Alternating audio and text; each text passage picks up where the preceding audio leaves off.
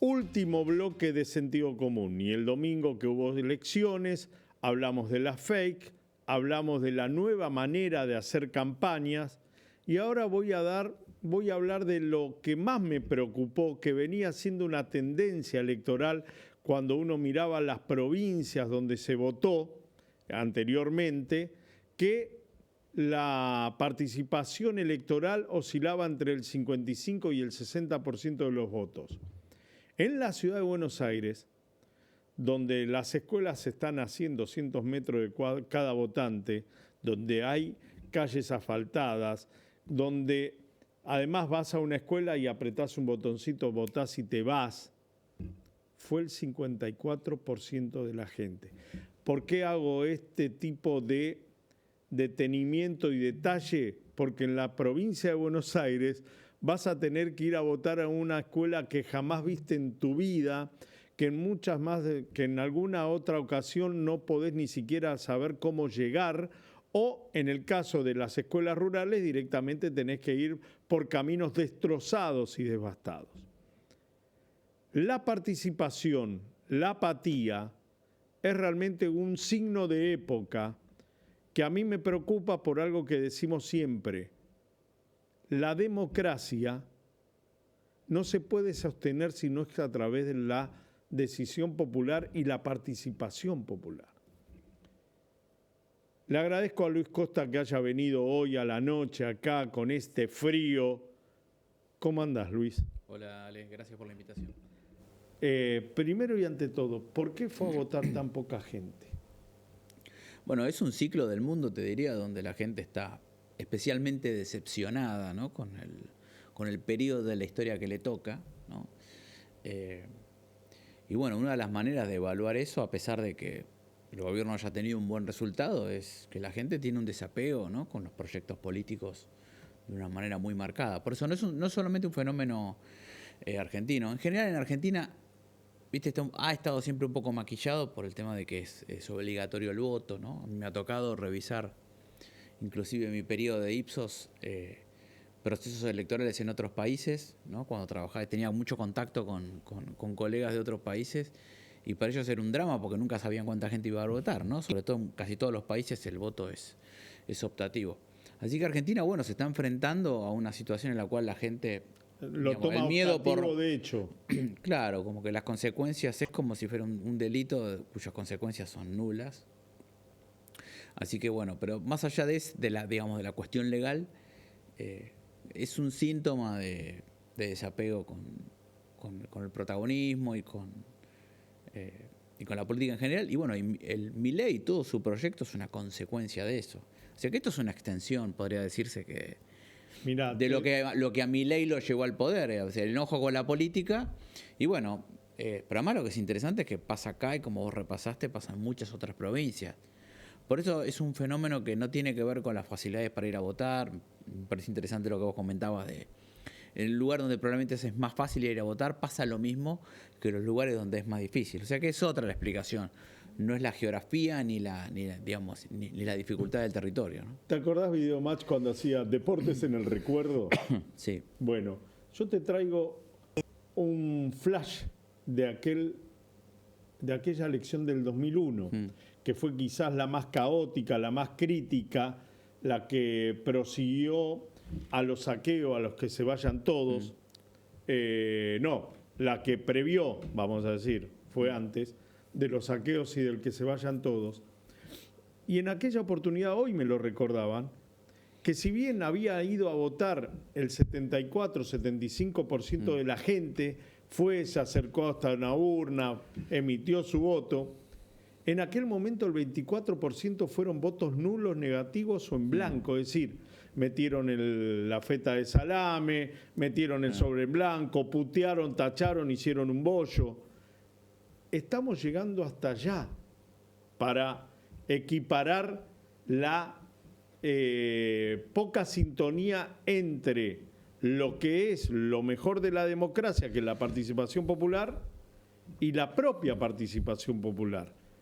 ¿Milei empieza a ser viejo también en ese síntoma? No, me parece que yo para eso esperaría la elección de octubre, pero te agrego otro elemento. ¿Qué pasó después del 2001? 2002, nosotros tuvimos elecciones donde no había un claro dominador, porque digamos la alianza si querés, se retiraba, la correlación con la apatía del voto, o en ese caso, porque para los valores de Argentina que haya votado esos números eran bajos en términos históricos, ¿no?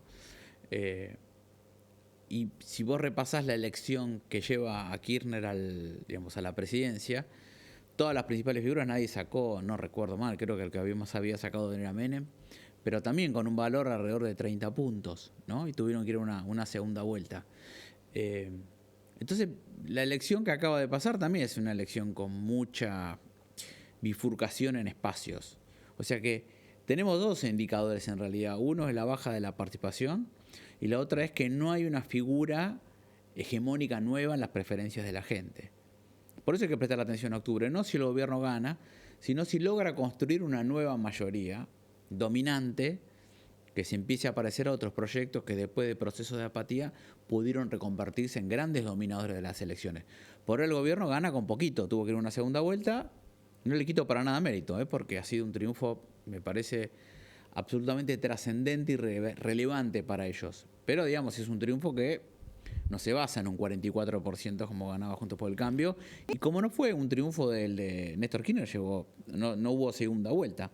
O sea que también él sacó pocos votos. Por eso me parece que es importante, es otra de las maneras de ver que la gente si está enojada con las propuestas políticas, es ver cómo reparte el voto casi al azar, te diría.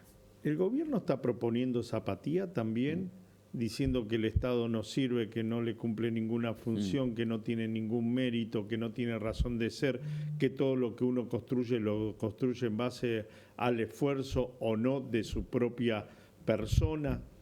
Sí, no sé si es un... Te lo pregunto a vos porque... No, yo creo eso... A mí me parece más justo decir que el gobierno se aprovecha de esa situación, ¿no? De una situación que ya existe, digamos. No es que el gobierno crea la situación de apatía, porque la gente, como decíamos, ¿no? La llegada de Milei a la presidencia es producto de una apatía que ya existe. O sea que lo que hace la fuerza digamos, que actualmente gobierna el país es fomentar la bronca con la política en general, ¿no? Si querés, sí, a diferencia del kirchnerismo, no hace una reivindicación de la política como un accionar relevante, por ejemplo, para cambiar el mundo, ¿no? Tampoco de las instituciones, es decir, por eso como... Sí, bueno, no fomenta una militancia en todo caso, bueno, que si quieren sumarse a digamos, como dicen ellos, la fuerza del cielo, pero no... Todo lo que está vinculado a la política, por lo tanto, está vinculado al Estado y merece ser, digamos, desprestigiado, ¿no?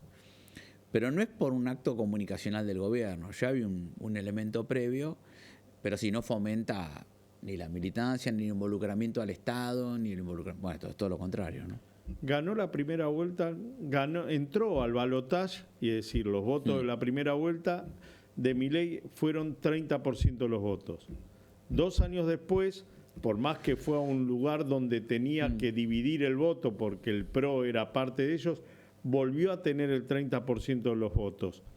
¿Esto va a ser una estadística estable para el gobierno o crees que puede tener una proyección mayor en las nacionales de octubre? Sí, mira, es una buena pregunta. El dato de Milei último de él, si lo mirás en términos de volumen de porcentaje, hay que tener un poco de cuidado con mirar el porcentaje, porque el porcentaje se calcula sobre el N total de gente que fue a votar, ¿no? Si lo mirás como porcentaje total, Milei en la capital federal había sido el peor lugar para él de todo el país. O sea, esa sorpresa de 30 puntos, donde peor le había ido era, en términos relativos, en la Ciudad de Buenos Aires. Estuvo apenas abajo del 20%, o sea que ahora ha subido 10 puntos. Podrías decir, si mirás. Duplicó, 50% más tuvo. Sí, un 40% más, pasó de 20 a 30, ¿no? Y te diría que me parece que lo que es más interesante, que yo creo que se está haciendo una lectura muy lineal, en los sectores, digamos, de niveles de recursos más bajos, en la Ciudad de Buenos Aires, él mantuvo y en cientos de miles, en algunos lugares mejoró, ¿no? Y en una elección, si querés, tan pareja, porque si lo mirás en términos de volumen de voto, no está tan lejos de Adorni y de Santoro, por haber hecho esa elección, que estaba más o menos, si lo mirás también otra vez en porcentaje, está apenas arriba de los 8 puntos, Santoro arriba de Adorni, pero cuando mirás Adorni contra Santoro, por ejemplo, en la zona norte, Ahí Santoro está en 14,5 puntos aproximadamente de distancia. O sea que es muy importante para la Libertad Avanza el haber sostenido niveles de apoyo, en términos relativos, en los sectores bajos, en cientos de miles mejoró, y gracias a eso, inclusive a pesar de haber, porque claro, pues la gente mira el mapa, dicen, bueno, la Comuna 8 la perdió. Eso no es una recuperación del peronismo. Eso es un sostenimiento de la Libertad Avanza. Y esta vez la perdió. Claro, pero no, la otra vez casi la empató, digamos, pero es lo que hizo la Libertad Avanza, que si querés es la novedad para mí más interesante, es sostener en los sectores populares un voto, en algunos lugares acrecentarlo, y agregarle una combinación. Se complejizó su estructura de voto. O sea, no era solamente una sorpresa en los sectores bajos, sino que además ahora le agregó voto, por ejemplo, del corredor norte. O sea, aumentó la complejidad de sus combinaciones de voto.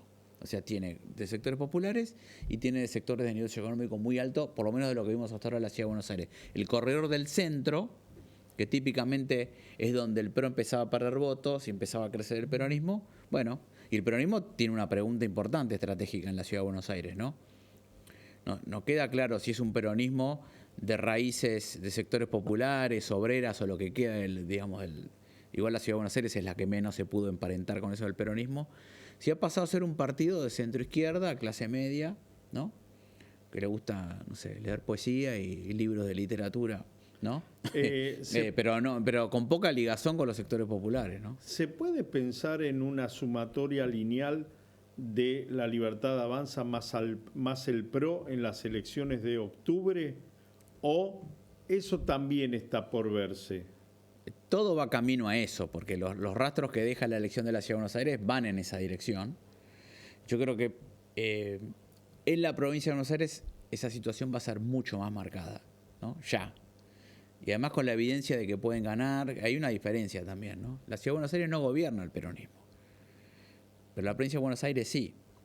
O sea que hasta inclusive tiene más sentido porque tienen un rival, ¿no? Habría un poquito más de épica, pero claro, en la ciudad la tuvieron porque querían ganarle a Macri.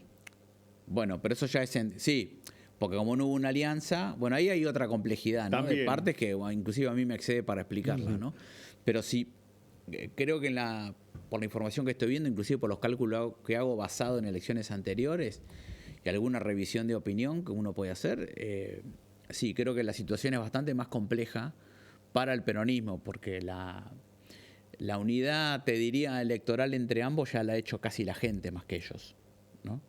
Inclusive creo que la Libertad Avanza podría tener chances de ganar si es que ninguna alianza se realiza, ¿no? Eso es lo que yo creo que sería totalmente factible. Así como pasó en la Ciudad de Buenos Aires, podría pasar en octubre, ¿no?